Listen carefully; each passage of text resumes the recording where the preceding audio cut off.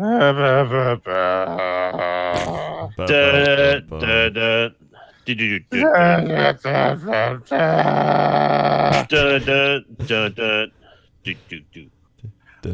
am dying. Kill me. Rob is still sick, but he's here anyway. And now here's Coach Crendor. Hey. Yeah. How's it going, everybody? Rob's still sick. yeah. Not from watching the Jets. Well, it could be from watching the Jets, honestly. I mean, we have no evidence to say that it wasn't the Jets who got Rob sick in the first place. Yeah. That's a great point. Yeah. So, hey, welcome to the second week of the playoffs. We're going into the divisional round. We just had the wild card round, and we've also had a lot of new coaching changes and hires and stuff like that. Yep. And one that's happening right now is Kingsbury, officially the new coach of the Arizona Cardinals, Cliff Kingsbury. Yep. Former Texas Tech coach. Yeah. Is he part of any coaching trees that I would know of, or is he just the Texas Tech coach? I don't think he is, but he is part of probably the most important coaching tree, which is he had coffee with Sean McVay once. Yep, that'll do it. Actually, if you're in the same room as him, that actually counts as well. Pretty much. And actually the Jets were were really actively pursuing him. In fact, there was a report that I just read earlier that said that overnight we really didn't want him to go to his meeting in Arizona, and we tried to force him to stay. Was he interviewed in New York and then I had to go to Arizona? Yeah, he was here for 2 days or something like that, and then he had to go today to go have his interview with Arizona, and I guess they just straight up hired him. So I just picture them you don't want to go there. He's like, no, I really gotta go. They're just like, yeah, but I don't think the car works. I don't. I think it does. My view on the dude is that I would wager that he is fool's gold, but yeah, I'll be real salty if he's not. I've seen some people saying he was a really good offensive coordinator at USC. He was at USC, right? Well, he was the head coach. So he was the he was the head coach of Texas Tech. He was the coach, that was there for Baker Mayfield's first year. Then they had their tiff, and Baker left to go walk on at another school. But then he had Pat Mahomes, and he did Pat Mahomes. So people were pretty excited about that.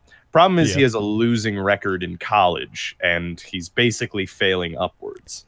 So it's weird. I mean, obviously there's nuance to him losing in college.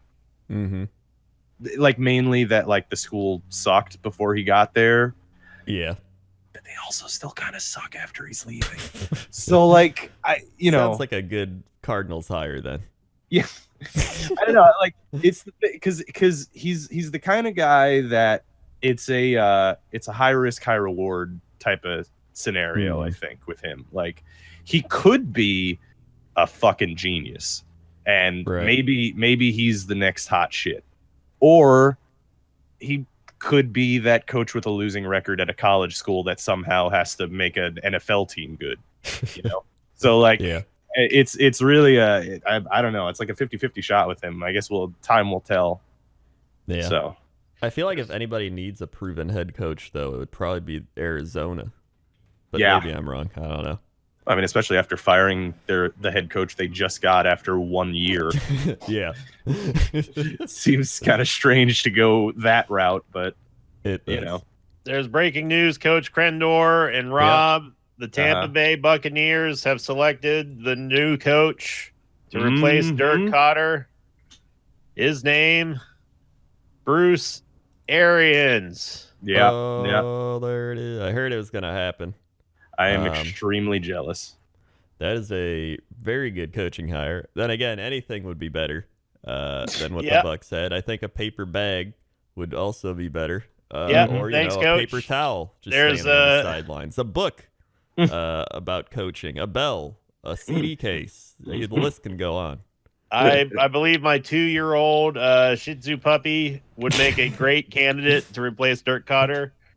Yep, I agree. But I'm okay with this decision, I think. The thing that has me worried is like the health issue thing. And of course, he's been cleared. They did like a full physical on Bruce Arians to make sure that like he was physically able to do the job. But the problem that I've got is like, do we have to go for someone who was already like been retired for a year? Like the guy That's why he wanted to go to Tampa Bay. Oh yeah, because he's already in Florida anyway. I mean, it is God's waiting room after all. But that's the only hang up I have is just like he was done with coaching after the 2017 season. So like just to get him medically cleared to play before we even have like the first snap of like preseason done, or not even preseason, like the off season, has me concerned because I don't see this being a long-term thing. I really don't. To enlighten people at home, by the way, who aren't aware of this, Rob is very sick. Well, yeah. Apologies for not having a lot of energy right now. He's not drunk. He's not stoned. He's just sick. Very sick. So to enlighten people at home that are unaware, Bruce Arians was the head coach of the Arizona Cardinals, led them to a 13-3 season. Had a couple of slump years because of just a stupid amount of injuries to all their starters. And one of the main reasons that he cited retiring from the Cardinals head coaching position was he was having heart problems because of stress of being a head coach. So that's what Sinvicta's alluding to right now. Yes. Yeah, so it doesn't bode well when you hear somebody be like, I don't want to do this, it's giving me heart troubles, and be like, I'll do it. All right. And the fact that like that the Buccaneers like happily pursued someone who was already retired from the game, also like that is like the most Buccaneer thing to do. Yeah, like that's just what the Glazers do. But he is good. He's so cool too. Yeah, but is he good enough to fix Jameis Winston? Is the better question. If by fix Jameis Winston you mean drag him out to the 50-yard line, put a shotgun to his temple, then then maybe that seems like something a you know what? I'll tell you what. I think if anyone can make Jameis Winston passable in passing, then it's Bruce Arians, to be honest with you. Yeah. If you want to like look at, because there's a lot of guys that get the nickname QB whisperer around the league. I feel like Bruce Arians is the guy that has the most claim to that title. He was with Andrew Luck, he was with Peyton, he was with he gave Carson Palmer his best years. Like pretty much every QB that has ever worked under Bruce Arians has had their like best years. So like I don't know, the dude is an actual QB whisperer. Like he knows how to make QBs produce. So we'll see if that holds up. One thing I will say though, like if it ends up being a Tampa Bay bomb as usual, then whatever. But the best thing to come out of this so far has been the new Bucko Bruce meme on the Tampa Bay Bucks Reddit. And like it's great because it's only a 2-panel meme, but someone has like I think 10 total just to start here. So it's like it's a picture of it's a Photoshop picture of Rob dying. That's a great picture.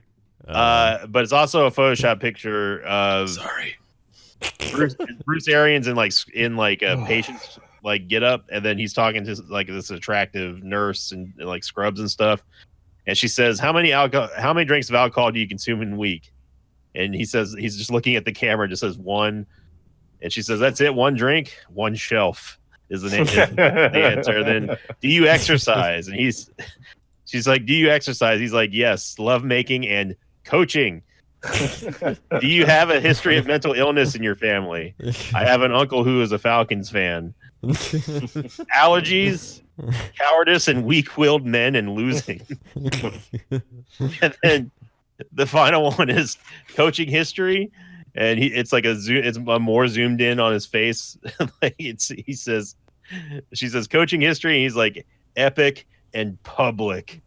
So I mean, if Bruce Arians doesn't work out, at least we've already gotten a pretty dank meme. The thing that's weird about Bruce Arians going to Tampa Bay is it sort of came out of nowhere. Like did you guys know that was coming in Tampa? See, because that's the thing is this whole offseason, Arians has been saying like, yeah, the only job that I want is the Browns job. That's it. That's the only one that I want. And so like he would have been, if I knew that he was on the market, I mean, he would have been my number one choice for the Jets. I would have. Yeah. But he was very, very clear in multiple interviews that the only job he wanted was the Browns. So so I was very surprised when I heard that you guys were like, not only that you had interviewed him, but like almost immediately it was like, yeah, he's the coach now. Oh, crazy. Well, they've got that Glazer money, so luckily for Dirk Cutter, he's got a new job as well. Yep. He's the Falcons offensive coordinator. Mm-hmm. So I mean, if anything, I think that's probably the best thing for him is something where he can run an offense, because that seems to be all he's good at. Where he can't break anything. Yeah. Don't touch anything. Yeah. Okay.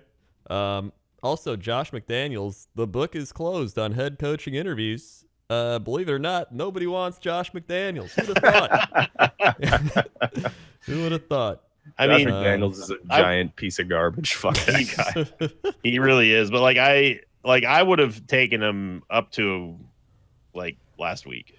Well, the thing was, I was like, okay, he's all right. Then I started listening to stories, and I was like there were some like ex-players, and they're like, I talked to everybody on that Broncos team he coached, and nobody. And he's like, nobody. And they're like, what? And he's like, no, let me really emphasize. Nobody liked him. And I was like, oh, Jesus, that's not good. Yeah. It was just, apparently he is just crazy, like yelled at everyone, not really a player person. Like, even if you just look at him, he's kind of got that like smirky, cheesy grin of like, I'm pretty cool. That's the thing that happens with these Patriots coordinators that go places. Again, besides Bill O'Brien, literally every other one has failed so far. Yeah, and Bill O'Brien can't win a playoff game. Yeah. But like, we'll get to that. All the other ones, all the other ones, like you hear these similar stories coming out of these organizations where like everybody hated him. He worked us too hard. You know, he was not a player's coach. It just sounds like these guys are like going in, bringing Bill Belichick's like, hard conditioning regimen. Mm-hmm. But the thing is, players aren't going to fucking deal with that shit unless you're already winning. Like people, like they're willing to go to New England and be like, you know what, fuck it, Satan knows best for me because clearly it's working. But with some random dude, they're not going to do it. So he's got the respect of it too. He's like, hey, we've won 5 times here, Mm-hmm. Like, exactly, ring on every finger. And then you go to the other guy and he's like, I was a part of that thing for a year. Mm-hmm. Like, all right, exactly. Josh McDaniels reminds me of that friend who plays Madden and makes himself into Madden and puts like all the sliders to 100. Yes. And then I feel like Josh McDaniels would make himself in Madden. And then brags about how incredible his franchise team is doing. I'm the quarterback, by the way. Yeah, I'm also the fullback, and I'm also like the middle linebacker. We've renamed the team the McDaniels. Yeah. I mean, the Browns are just named after Paul Brown, so. Well, that's true. Yeah, but like they'll be the second generation of that type of thing. So yeah, good there you on him. He's going back to New England then probably. Todd Bowles could be the defensive coordinator under Bruce Arians. So a little bit of the worlds colliding here. That's pretty fun. Yeah, I'm sure Rob will finally be rooting for him to sabotage that Patriots team next year. I've got no ill will towards Todd Bowles as a man. He was just a terrible fucking head coach. Some guys are just bad coaches and better coordinators. Yeah, no, that's true. And he had his most success under Arians anyway, so yeah, you know, it's probably a good hire if you're bringing Arians in. Yeah. Broncos head coaching thing down to Vic Fangio and Mike Munchak. That is silly. They're going for the defensive guy. Yep. Like I don't know. Denver, I don't know what's happening in Denver, but I think John Elway's just really bad at his job. He's the biggest problem in Denver, I think. Yeah. They just need to get him away from it. Just remove him from all like managerial duties because he's trying to take over too much and making bad decisions. I should mention, by the way, because I know like we all just kind of shat on Vic Fangio. Obviously, he's a very well-respected coordinator in the league. He has, created or coached, one of the best defensive units in the NFL this year. All those things are true. My view is if you're going to get a defensive-minded head coach in the modern NFL, what's going to happen? Okay. Well, maybe you get a defensive-minded head coach and he gets an OC that is like, young and inspiring and innovative. And, maybe that guy's not ready to be a head coach. So that's why you bring him in as an OC under a defensive head coach. Well, that sounds well and good. But if he has a good year, guess what? He's a head coach next year and he's gone. And then you got to find another one. We see this. Look at the fucking Titans, for instance. By the way, segue. Mariota's had 4 offensive coordinators in 5 years because every time the OC does well, they go get a fucking head coaching job. At this point, it's not even just that the rules favor an offense. It's that the way that coaching works. It favors getting an offensive head coach because you can't get him poached, Mm-hmm. It is very true, especially because we're at the point where that's the next big thing. Like offense is the most fun to watch. It gets all the points. A good offense is at the point where it can just overpower a good defense. Yeah. And it's just kind of the way of the future. So it makes me very happy that the Packers have signed Matt LaFleur. 4 years with a 5th-year option. They're going all in.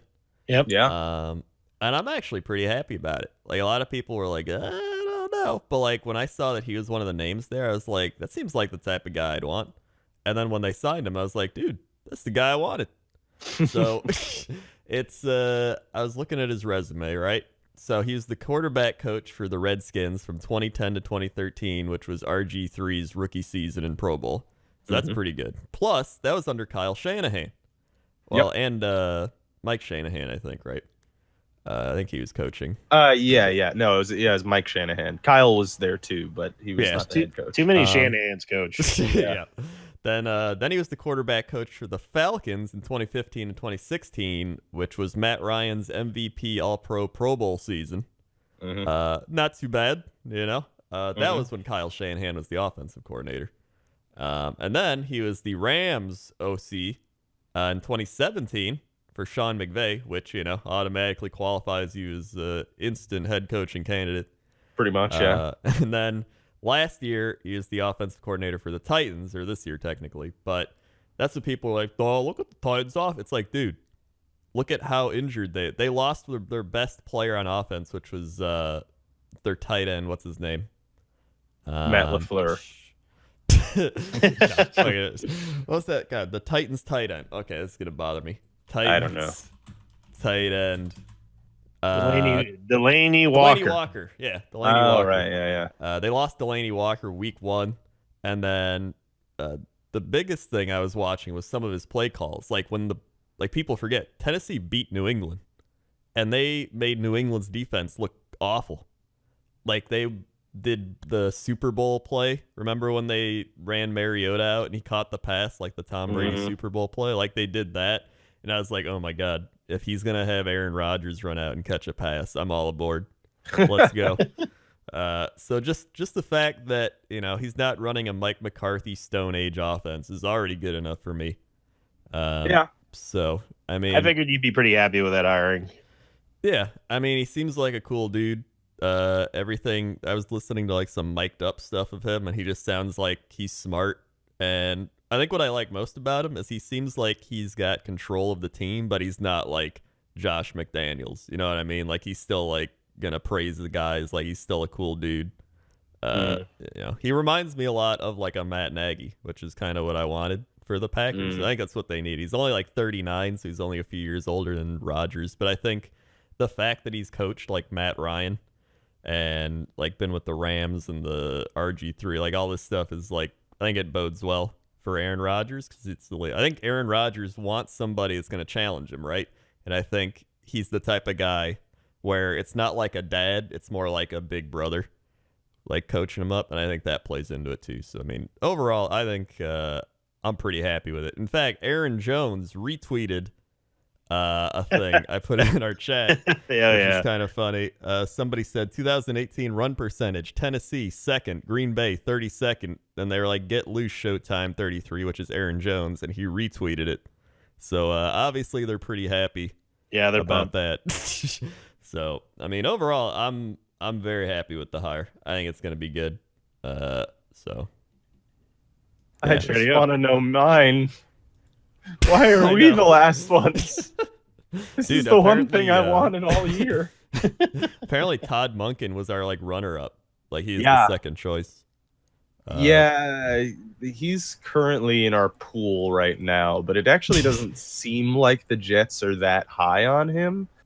It also doesn't seem like he's like going to be leaving Tampa at this rate. He may stay with Arians. I don't know. Yeah, I don't know. I just want somebody. I don't know, man. I really, really fucking hope that we don't end up with fucking Adam Gase or Jim Caldwell. Those are two that are getting thrown around a lot on the Jets subreddit. Well, no, that's a lie. Caldwell is thrown around as a joke. Like we would not want Jim Caldwell, but Adam Gase, people are like, oh yeah, I would totally like Adam Gase. Why would you want Adam Gase? I don't understand. He had a shitty Dolphins team for 3 years that got worse every year that he was there, and also all of the players have privately said that they hated him. What positives are there with Adam Gase? I'm missing. I don't get. But I swear to God, we are the most incestuous fucking division in sports. If we hire goddamn Adam Gase after the Dolphins fire him as their head coach, Rob, can I ask you a question? Yeah, go for it. As you being a Jets fan, is there anyone in the world in all 7 point whatever billion humans that exist that would make you happy to receive as the head coach of the New York Jets? Yeah, Bill Belichick. Okay, well, he's not looking for a job, so you can't have him. No, I would. I mean, I want Harbaugh, but he's pretty much out. I like Monken, but whatever. Well, apparently, as of 15 minutes ago, the Jets have completed an interview with Todd Monken. Yep, they were interviewing him today, so we'll see, I guess. But so I like him.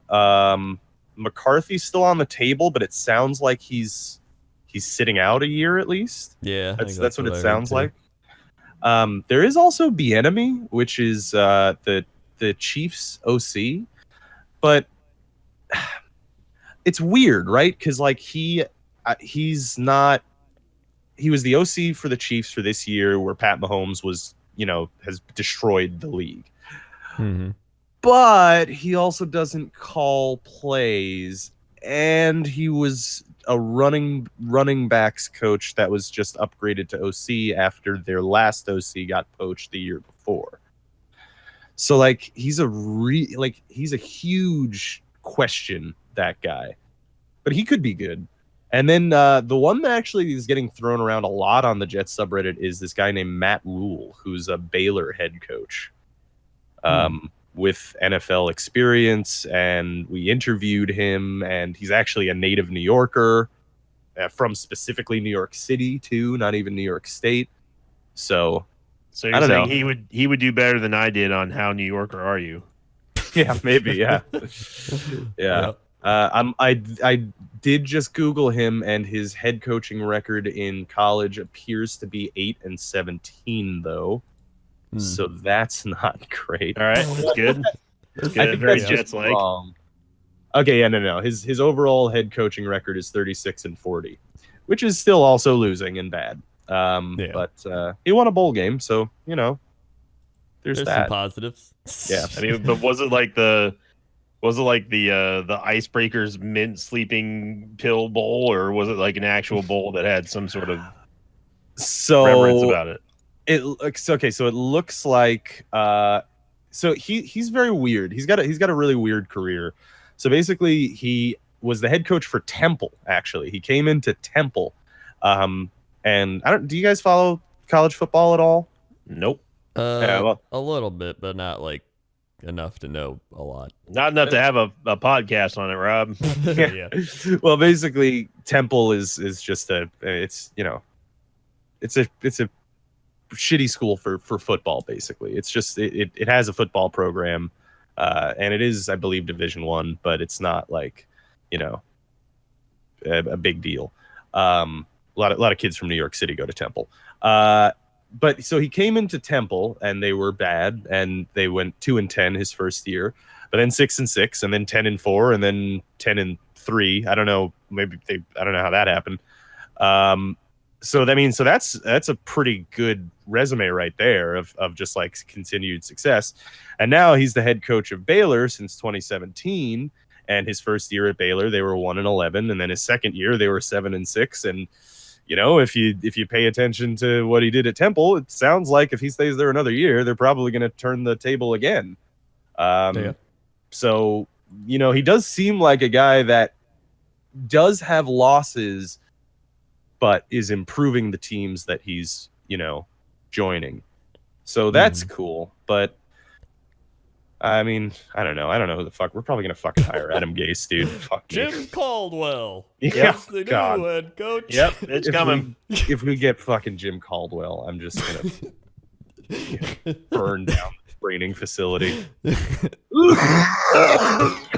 That's the Jim Caldwell reaction I was looking for. Yep. I'm actually pretty excited too, because there is an AMA of a guy who was like, Matt LaFleur was my college quarterback coach. And one person was like, what's the most brilliant thing you've seen him do? And he was like, not one thing, but he knows plays and tendencies at a level I couldn't begin to comprehend. Film sessions with him were always really informative. And I was like, oh my God. Yes. And someone's like, what do you think makes him an improvement over McCarthy? And he said, I think McCarthy got stale. He didn't know what else to do with that offense. LaFleur is not only going to bring something new, he's going to mix it up quite a bit. I think the biggest difference we'll see is a different look every week and better oppositional matchups. And I was like, holy shit. A new offense every week? Yeah. Oh my God. I'm ready for the season now. Let's go. That does sound nice. It sounds like more people than just like the Green Bay fans and Aaron Rodgers were sick of McCarthy's offense. Well, the problem was, again, there's a game. I don't remember what year it was. It might have been like 2016, 15 or something. It was whenever the year after we lost the shitty NFC Championship game to Seattle, where Mike McCarthy's offense got exposed, and Denver shut us down completely. And if Aaron Rodgers couldn't do some miracle shit, it was over. Like, it hit the point where it's like, well, Aaron can't bail us out, so we lose. And it pretty much came down to that. And then McCarthy was just like, well, what if we give Aaron Rodgers the ball and see what happens? And I was like, all right, well, what are we doing for the next drive? And he's like, well, what if we give Aaron Rodgers the ball and we see what happens? It's like, what if you just, you're the coach, drop some good plays, do like a slant pass, that worked. And he's like, bubble screen. Like, it was just painful to watch. It was so bad. It was at the point where I enjoyed watching defense more than offense. And that was like never a thing. With Aaron Rodgers as your quarterback, that's bad. Yeah, because I was like, here we go. It's going to be like a bubble screen. It's going to, in fact, the number one question asked to this guy was on 3rd and long, how often did he run bubble screens for no gain? And he's like, we never ran bubbles. And he's like, okay, thank God. Yeah. It was just painful. Like, I think McCarthy just gave up. It hit that point where it felt like he gave up, and it felt like the team gave up on top of it, and everyone lost respect for him. So. Well, the best way to counter that is to get a new coach to fire everyone up again. So for better or for worse. In fact, when that happened with Brett Favre, and we had a similar year where we missed the playoffs, they hired Mike McCarthy, who was like 43, mediocre offensive coordinator out of San Francisco, and a good quarterback coach, and he'll turn it around. So it's pretty much the same format. That is a good point that I'm glad that you brought up, because the thing about the head coaching searches is it's very much like the NFL draft. Like, it's a fucking crapshoot, dude. You don't know who's going to have success, who isn't. And oftentimes, previous success or previous failure is not determinant of future success or future failure. Like, that we've seen that over and over and over again. And so, really, like, when we're asking or talking about who we think is going to be a good coach, who's going to be a bad coach, nobody has a fucking clue. Not even the guys hiring them, to be honest with you. Nobody knows. Like, it's just, you kind of got to hope for the best. So that's sort of what's happening, I think. Matt LaFleur could be very good for you guys. I hope he is. Yeah. It's I'm just hoping it's going to work out.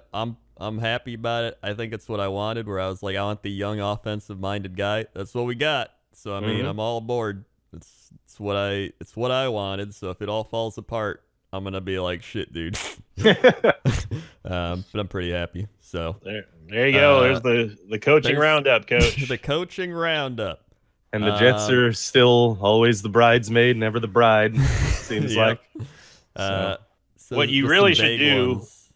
what you really should do is you should follow Rob on Twitter to see what the reaction will be when the Jets finally do get their head coach. Yes. Yeah. You should do that. Also, it's just some vague ones for the Browns. It is down to apparently Freddie Kitchens and Kevin Stefanski, Vikings OC. Yeah, I saw that they did just like a second interview with him.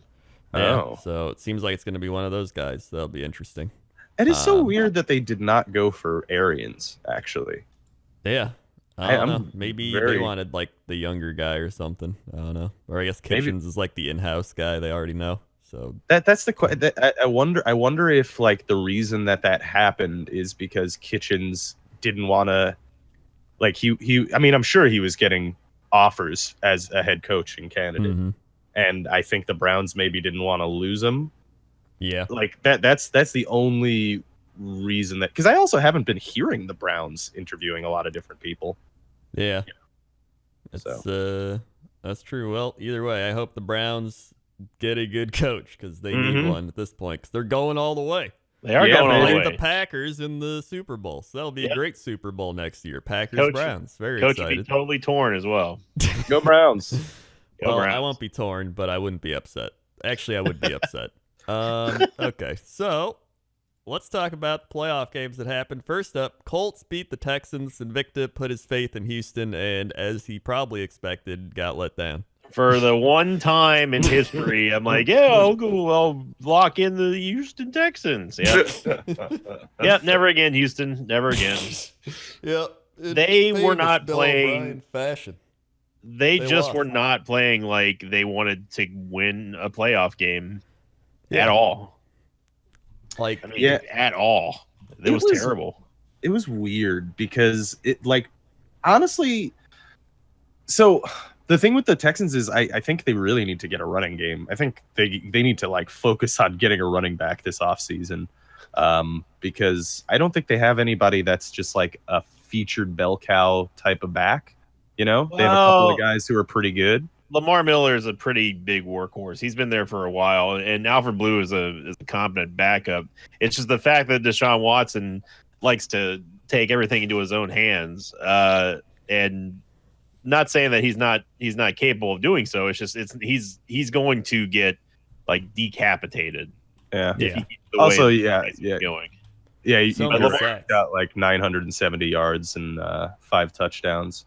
Yeah. Still, though, I mean, imagine Deshaun Watson with a guy like Christian McCaffrey or Le'Veon Bell or something. You know, Mm-hmm.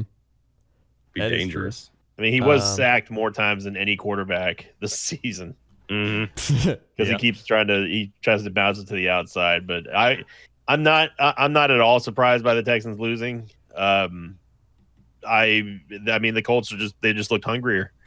Yeah. They just have the better team, and I'm at least thankful that I don't have to hear Houston radio for the next week talk about how this is the time, this is our time, our house, sort of thing. Yeah, Because it just happens nonstop. Yeah, I know what you mean. It's the same with the Bears radio here, which is just as sweet. Yep. I feel like the Colts are almost like the Eagles of the AFC right now. Like they're that team rolling high, like they're just playing good on all levels, firing on all cylinders. I'd be very afraid to play the Colts if I was in the NFC. Of course, we were also saying that about we were also saying that about the Ravens as well. And that's a good point. We'll get to that game in a second. I guess the difference, I think, is that you have Andrew Luck, who's already been to the playoffs and who's a lot better, I think, than Lamar Jackson fundamentally. Well, he's not going to fumble, especially right now. First 10 minutes. Yeah. So it's plus he's got like more weapons. Like the Colts' defense is improved. Their offensive line is probably the best in football. Like that offensive line is so good. Mm-hmm. It's so good. Like it just made J.J. Watt and Clowney and all them look like nothing. Like they weren't even a factor. And honestly, it's partly like scheme too. Like they are getting the ball out so fucking fast, and Andrew Luck is smart enough to make reads as quickly as any other QB in the game right now, and like defenses just don't have time. They don't have time to stop him. Yeah, it's kind of crazy. Plus they got T.Y. Hilton going off. Ebron still amazing. Marlon Mack, dude, as well. Yeah, Marlon Mack's beasting. So yeah, the one thing that I was really surprised in this game by was Deshaun Watson looked kind of not good. Like he was missing open guys. He was like dirt balling shit. He was like sailing shit over people's heads. I'd only have to imagine that this is got to be like some sort of first playoff game jitters kind of thing for him. Yeah. That would be my guess, because I mean it's basically like a rookie playoff game for him. You know, he was injured last year, so maybe it's that. But other than that, it kind of almost looked like he had some sort of shoulder injury coming into the day, like with how many missed passes he had. They also had no running game, so it kind of fell back onto him. So they were always playing from behind on top of it. Like Lamar Miller, 5 carries, 18 yards. Alfred Blue, 2 carries, 8 yards. Like that's not good. So Colts win, Texans lose. We also had the Ravens and the Chargers. My one loss of the week. I picked the Ravens. This is the one that shocked me the most. Yeah, I could not believe how somehow the Ravens would have lost this game in any scenario whatsoever. But Phillip Rivers had 0 touchdowns, but he also had 0 interceptions. So not turning over. Melvin Gordon, 40 yards, 17 carries, a touchdown. Not even that great of numbers. It was 2.4 yards per carry. Yeah. It's pretty terrible. I mean, you got to give credit to where it's due with the Chargers defense able to contain and shut down Lamar Jackson, which I could not. When I was watching it happen, I still couldn't believe it. I was like, they made him look like a rookie. Well, I mean, I've been tooting this horn all year, but like, that's the thing about this type of offense. I figured that they wouldn't have gotten it done this year, but I guess I was wrong about that part. But that the offense that they were running is not sustainable. Like it's just not. Like everybody knew that. They knew that too. Like you can't run as much as they did, and be that afraid to pass as much as they were. And credit to the Chargers containing Lamar, containing that running game, forcing him really forcing the Ravens to let Lamar throw, because to be honest with you, when he did finally start actually throwing, like in the fourth quarter, he looked pretty good. Yeah, I think. Like they almost came back.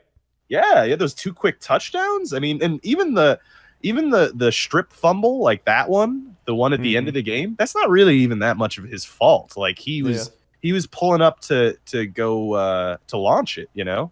Like in that particular case, that one's not that bad.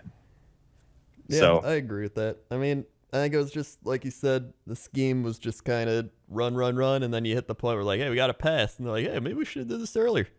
You know, it doesn't seem that bad, but you know, hindsight's always bubble like, screen. Bubble screen. Well, that was the thing too. Like they had a was it like a fumble? I think it was like a fumble on a special teams play or something or whatever. Anyway, like it was a momentum shifter, and the Ravens got the ball at like at the Chargers like 30-yard line in the third quarter, and then what do? 3 running plays, 3 and out, kick a field goal. Like it's because it felt like not that they were afraid to. That Lamar was afraid to throw it. It felt like the coaches were afraid to let Lamar throw it. You know? Yeah. In my opinion, anyway. But also, I agree. After that first half, you guys know, I really like Lamar Jackson. Like I'm really excited for him in the future. He's reached Kirk Cousins level of Uncle Milty. Well, all I'm saying is, after that first half, how do you not start Flacco? Like really, honestly, I don't know how. Like, look, he's a rookie. He'll bounce back. It's not a big deal to bench him in a playoff game to win the game. It's a team sport. It's about the Ravens getting to the Super Bowl. You know, like if you're worried about it, if it's a confidence thing that you're worried about, he'll bounce back. This is the playoffs. You know, like this is fucking important. You know what I mean? Like get Flacco in there. In my opinion, I gotta just play devil's advocate, just because, like, to me, it made sense that they didn't put Flacco in, because this offense, they have for the last half of the season basically have shaped around Lamar Jackson's play style. And if they had benched him, like I sincerely doubt they had much of a backup plan, unless if of course Lamar Jackson like went down and got injured or something like that. They were probably hoping he could bounce back in the second half to make the comeback, because he's done it before this season. But I would have been surprised had they pulled Jackson and put Flacco in, because this offense, the offense they've been running for the last couple weeks now, has been all based around what Jackson can do. So I was not surprised to see them not put Flacco in. That's just my opinion. I get what you're saying, but at the same time, Lamar Jackson had -2 passing yards in the first half, I think. So, I mean, I can see both sides too. It's a really hard decision to make either way. It's like, so I guess it kind of worked out because he at least got some confidence and got going. But at the same time, it's like, would it have worked out? But then if you put in Flacco and it doesn't work out, it's like, why did you keep Jackson? It's just exactly. I think it made more sense to leave Jackson in to me. But that's the problem. It's like there's always the people ready to, whenever a thing happens, the fans on the Twitter and all the things like, why'd they do that? Yeah, if it's coach. If it's a loss, it doesn't matter what the decision is. It's always going to be the wrong decision, Yeah. And in total fairness, against my point, he did almost come back. Like they actually did, like legitimately, they had that shot. I really thought that they were going to be honest with you.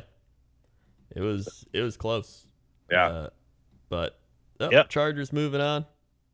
Scary. A weird game. Cowboys Seahawks. Very weird.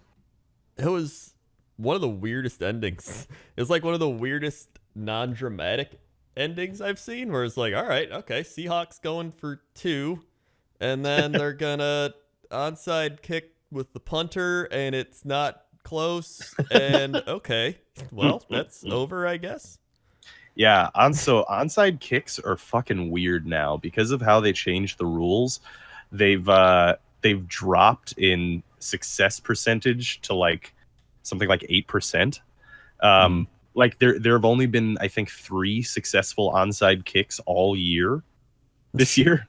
So the onside kick is basically eliminated now. So it's pretty fucked. Well, what did they change? So I don't know the exact details of it, but essentially you can't overload one side. So what teams would do is they'd overload one side with their fastest guys and a bunch of dudes and kick to that spot and have everybody run as fast as they can towards it. Now, obviously, that's a safety concern because you have two sides of the field running wall of death style, full speed, headlong into each other. I mean, this is football. Yeah, well, I mean, yeah, but even so, special teams is different, right? Because most of the time in football, in offense and defense, you're getting tackled from behind, or you're at least both players are moving in the same direction most of the time. Oh, is that how football is played? I didn't realize. Well, I mean, like it is an important distinction because I feel like a lot of big injuries happen when guys are running downhill at one another, rather than if they get, tackled from behind or whatever. Yeah, that's what makes them special, Rob. Yeah. So yeah. But I mean, aside from that, a lot of people complaining that the Seahawks ran too much. Which is probably true. I think I'd rather have Russell Wilson just throw it, to be completely honest. He did have one rushing touchdown, didn't he? He did. Ezekiel Elliott, though, 137 yards and a touchdown, which is... Guy's a beast. Yep, guy's a beast. Amari Cooper, 106 yards. Allen Hurns had a really bad injury, like Alex Smith style almost. That was pretty bad. But, I mean, in general, it's kind of how I thought the game would play out. I thought it'd be close, but Dallas would win, and I was right. Yeah, I am just glad that I didn't see the injury. Is all. Yeah. Oh, I did see that. That was it was bad. Fucked. That was I had opportunities to watch replays, but I just don't. It was the typical snap. Yeah. You could see the snap. I was nursing a fever during this game. So sorry, 1 second. All right. Yep. All right. So, so I was nursing a fever during this game. I barely really remember a lot of it. But I do remember when they showed that, I scared my girlfriend who I was in a call with, because I was like immediately she's like, "Oh my God, what the fuck happened?" because they showed the play and the play looked and he was down and I was like, "Oh, his foot's kind of aiming the wrong way. That's kind of weird." And then Joe Buck's like, "Well, we'll show you what happened on the play." And then, oh God. His call of that was just it was clear he didn't see it happen, I guess. Yeah, I don't think anybody did until we saw it in slow motion because you just saw. Oh my God, it was one of those things where I was with my friend because he's like, "Let's go get a burger." I was like, "All right." So we were at the bar and we were eating, and then they replayed it, and the entire bar was just like, "Oh." Yeah, it was just that oh God. Yeah, it's fucked. I was telling Coach, as someone who has suffered a catastrophic ankle injury in his life, I can't watch people injuring ankles because I know how bad it hurts. Yeah, don't watch this one. It's gross. No, I'm not going to. I can't. That's one of the few things that types of videos on the internet that I really cannot muster any strength about to watch. So yeah, but hopefully he's okay. Yeah, he said he wants to play again next year. So I mean, right. If I was making that kind of money, I would want to play again next year too. But now we go on to probably the biggest surprise. Well, second biggest for me, not really for you guys because you were just we knew it was gonna happen. Yeah, it's inevitable now. Yeah, Big Dick Nick out. Did it again.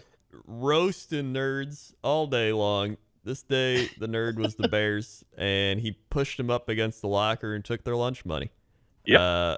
And it was great. Nick Foles, how about that game-winning drive? Driving down against one of the best defenses, if not the best defense in the NFL, and just scoring a touchdown. And all I could think about was you two freaking goofs just salivating because I knew it was gonna. I just knew that they were going to score. I was like, there's no way the Bears hold them. There's just no way. And then then there you go. I mean, I'm not a person who ever believes in the whole like fate or team of destiny or whatever, but I just don't understand how the Eagles are beating so many good teams. He's got meme magic, baby. That's just you That's the gotta only thing just I can accept think it. of. You just gotta when you have a quarterback whose penis is that large, he can't lose. He just can't lose. I saw a comment and they were like, "Did you guys see that? Did you see Big Dick Nick helicoptering his penis on the sidelines to make that ball swirl into the crossbar?" So I did. Oh man. I think it was the most fitting way for the Bears to end their season with, I think he hit the crossbar 6 times this year.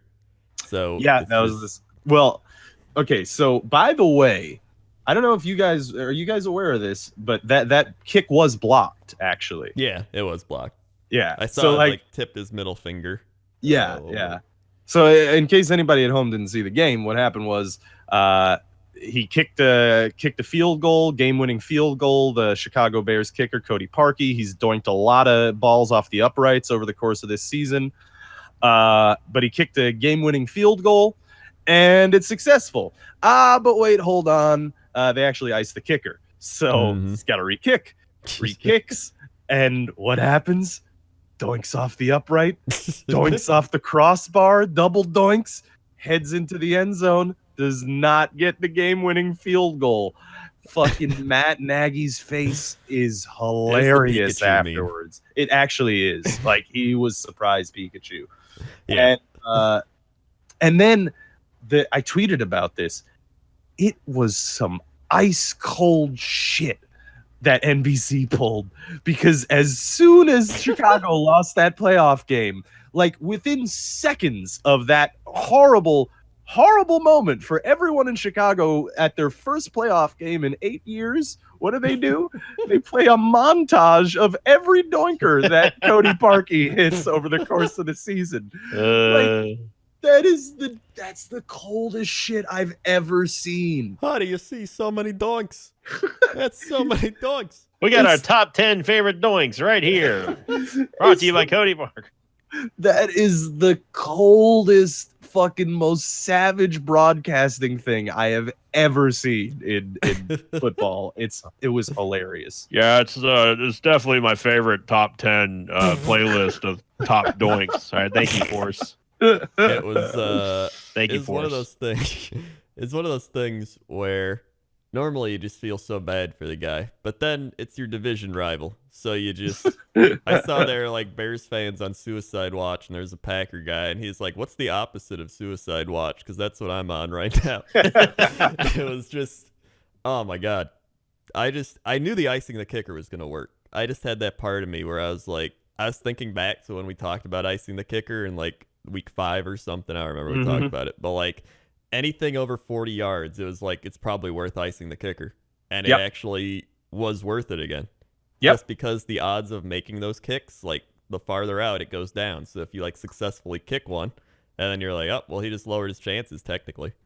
I gotta say though, like I do feel very bad for Cody Parkey. Oh, yeah, I feel bad for him, the person. Because like, he got like extensive death threats. And again, by the way, I want to mention, this is death threat in Chicago. Dude, this is exactly why I say kicker is actually the one position in the NFL that I would never want to play. Oh yeah. Because it does not matter how good you are. It doesn't matter how many successful kicks you had in the regular season. It does not matter how money you've been your whole career. You miss one big one, that's it. That's all you're going to be remembered for forever. That's it. Cody Gary Parkey, Anderson, dude. Yeah. Cody Parkey, I mean, he might not ever kick again, like straight up because of that kick. And like everyone at home didn't know that the kick was blocked. Everyone in the stadium didn't know the kick was blocked. I bet everyone on the team didn't know the kick was blocked. Well, come on now. The only way that anyone saw it blocked was in super slow-mo, super zoom. No, I know, but what I had to go off of was what was painfully obvious, that the kicker just missed. I'm not blaming them. I'm just saying that like that's gotta fucking blow Major donkey duts. You know what I'm saying? Like all right. that's Yeah. like I feel not, bad for him because it's like, first off, he scored like half their points. All right. yeah, Like, he scored legit was- 60% of their points. Yeah. So it's like, come on, the guy, without him, you wouldn't even be in this game. The position of kicker is definitely definitely a thankless job.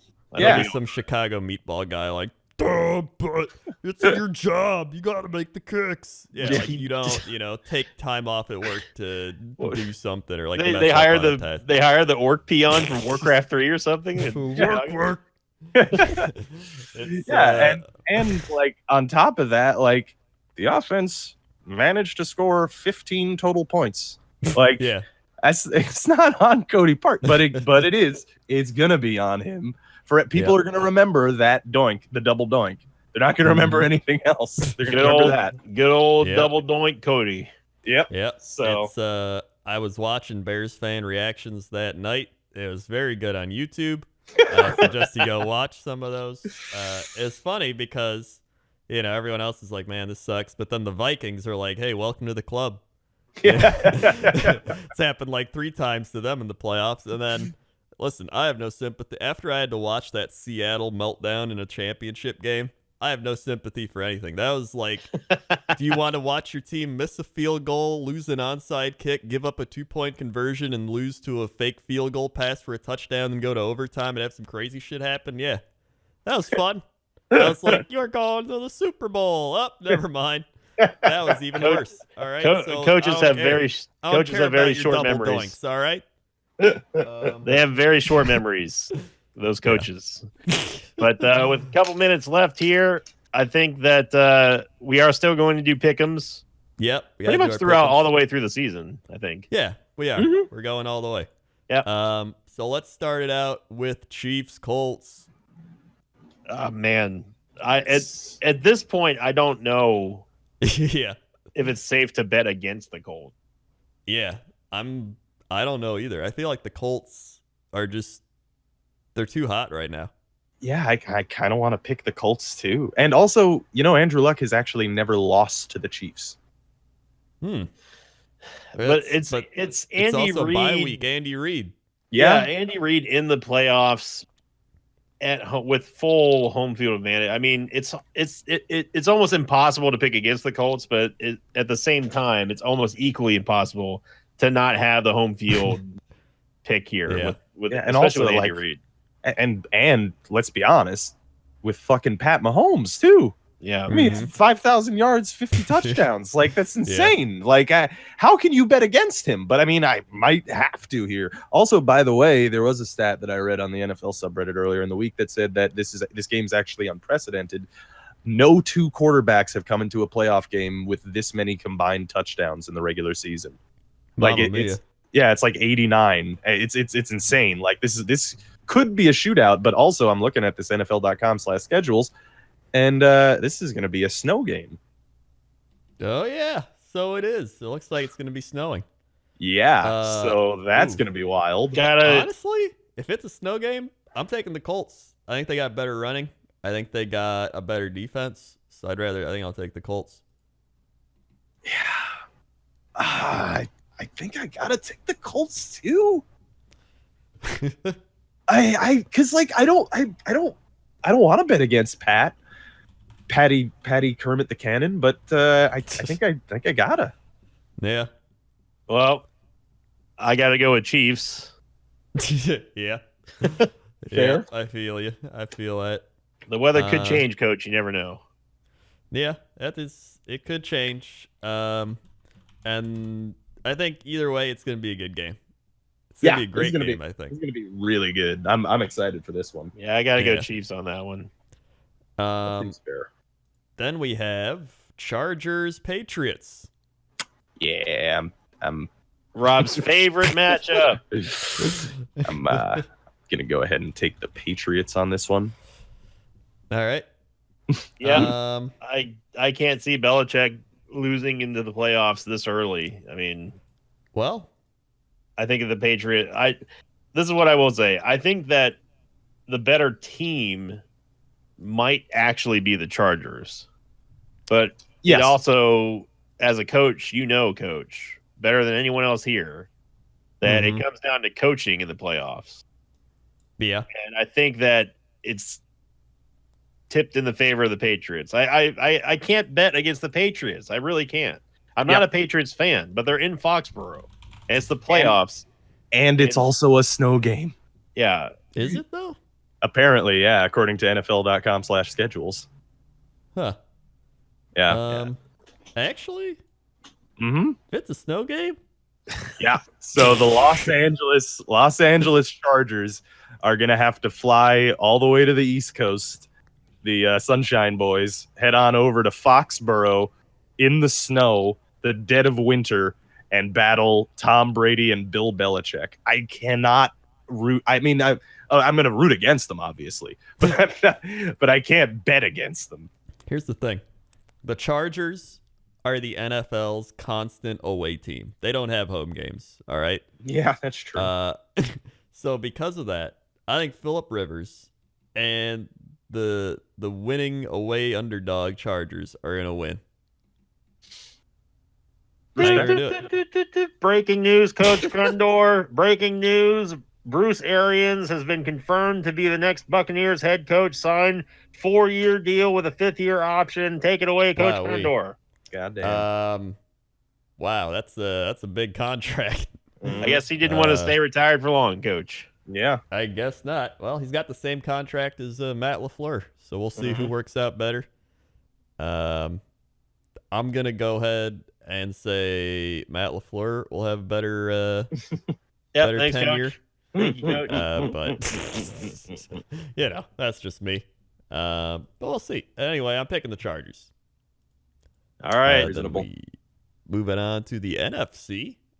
Eagles Saints. You know I got to take Big Dick Nick. This hurts me so much. It hurts me down deep inside. I've been sucking Drew Brees' dick all year. I mean, Nick Foles got a bigger one, Drew. I'm sorry. God damn it, Rob. Yep, there it is. Try to sell me Advocare. So I think I'm going to take BDN. I can't pick the Saints. I just can't. Are we going 3 Eagles? 3 Eagles. Ooh. I feel so bad. I want them both. Can there be some world where they both win? Because I like both of these teams. No, why do you like the Saints? The Saints are awesome. They got cool uniforms, and Drew Brees is dope, and Michael Thomas is dope. Their catchphrase is "Who dat?" D-A-T, Rob. Who dat? Yeah, but still. God, I hate the Saints. I just aren't hate the them. Bengals who day? I don't know. I don't Who dat? have Who no day? idea. No idea. D's Who should day? not take the place of THs. Yeah, who day Bengals. Who day Bengals. The Bengals and the Saints will match up to determine who day versus who dat. Let's get in those playoff locks, Coach. Wait, did we do Cowboys Rams? Yeah. Still got I thought we already talked about that. No, We did not. Sorry about that. Cowboys Rams. I'm gonna take the Rams. Yeah, I'm taking Rams too. I'm taking Cowboys. Oh, Okay. I think that the Cowboys are actually finding their stride. They looked shaky against Seattle, but that was some last minute hijinks that made it look shaky. I think that honestly, the Cowboys are starting to heat up, and I could totally see them beating the Rams at home. Yeah. I mean, I could see it too. I could see it too. I think the Rams after last year, they're gonna come out this year and be that much more enthusiastic and motivated. I agree. So, I just think Plus, they have so many different weapons too, like Gurley. They have good wide receivers. Got like their 2 weeks of rest too, which is important. Yeah. I think so. But sometimes too much rest. Sometimes it's not a good thing, Rob. Although you do need some rest, Rob. But they yeah, I do. They pretty much only rested like Gurley and someone else, and he's been like nursing an injury. So like Gurley resting seems fine to me because he's a running back. You know, that's as long as if he's not injured, then he'll play fine. Look, I don't feel good about picking the Cowboys, but I do see them beating the Rams at home. I really do. Sorry, I hate to say it, LA fans, but I think the Cowboys got your number on this one. All Yeah. Well, all right, let's lock it in. Get those locks, boys.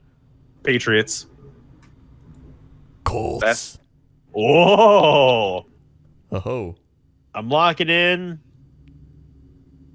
the Cleveland Browns. Go Browns. Go Browns. Lock them in for me. Lock them in. It's my official block, Coach. Not sure that's allowed. Lock it in. I don't know if that's allowed. We got a rule check on that one. Locking in the Browns, Coach. All right. All right. Okay. Who are you locking in? The Cleveland Browns, Coach. Who are you locking in? Who's your real lock? I'm going to lock in the Kansas City Chiefs. Okay. Ooh. Lock versus lock, Coach. Lock on lock action. I hate to go against you, Coach. I'm sorry. That's not what you taught us in the locker room. But I don't see Andy Reid losing this one. So, right. Hey. By the way, can I say one quick thing about this? Last week, I'll allow it. Last week I went 4-1 on the wild card round. Right. Yeah. Wait, yeah, 4-1. Yeah. Oh, because you locked it. That's because right. of the lock. Yeah. So it beat all you fuckers. But, I went 1-4. So of course, I locked by one loss. Makes sense. So I went 4-1. However, I kind of suspect that this might be an 0-4 week for me. So if I go 0-4 and I've just predicted that, I get at least one win. Yeah, exactly. All right, I'll take it. All right, cool. Sure. Well, if that's the case, then I should be allowed to lock in the Browns, Coach. I'm just saying. Only if you go 0-4. Okay, if I go 0-4, I get a Browns lock. Okay, yeah, you get a Browns lock. We are making this so much more difficult for poor Hippo Nora. But if I get 4 wins, I get an extra win because of my amazing picks. Okay. All right. Well, hey, thanks for listening, everybody. And hope you enjoyed it. If you're new here, follow whatever format you're listening to. I don't know. Click the subscribe button or the follow button or the listen button. Listen, I don't know. Just listen to us. Okay. We need people to listen to us rant because it helps us feel better. Also, check us out on Twitter. There's Invicta, there's Alpaca Patrol, there's Krendor. I have links in the description on YouTube. I don't have it on the other ones. I probably should, but whatever. And I'll be here if I'm alive next week. Yeah, hopefully Rob's alive next week. And we've got some predictions and shit, dude. Championship round coming up. It's gonna be a good weekend of football. It is. And thanks for listening. We'll see you next time. Bye.